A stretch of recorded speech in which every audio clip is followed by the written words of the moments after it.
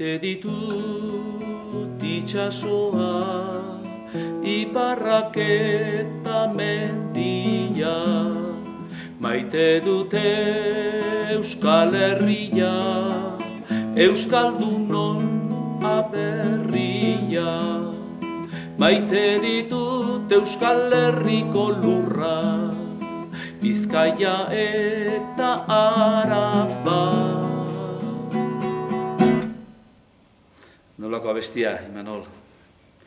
Kaixo, Imanol. Ni ere zure ikaslea nauzu. Hiru gauza eder erakutsi didazu behintzat. Lehenengoa, aurra dela garrantzitsua. Ez bakarrik zure pedagogia egin duzun bezala aurraren inguruan aurra ardatza izanik egiteko.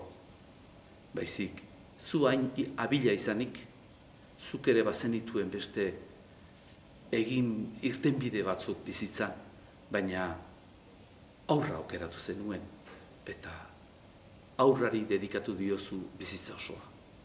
Nolako ikasgaia? Bigarren ikasgaia transmisioari buruzkoa da.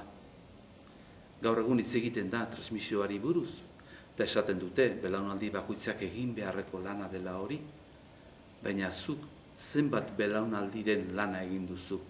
Zenbat lan, eta lan guztietan, baita musikako ariketarik sinpleenean ere, handago zerbait transmisiokoa.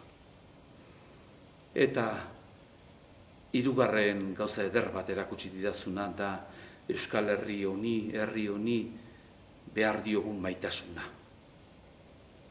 Bai niri eta bai gure umetxoei kantuen bidez hori da zure erakutsi duzuna zuzen ere.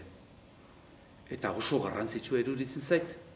Euskara ikasten dute, eta batzuk tituluak atera ere bai, behar bada administrazioan lana egiteko, baina erabileran ditugu arazoak. Eta nik behintzat pentsatzen dut, herri hau, Euskal Herria, gure gizartea maite ez duenak, erabileran behar bada akatsak izango ditu. Eskerrik asko guztiak gaitik, Imanol, eskerrik asko.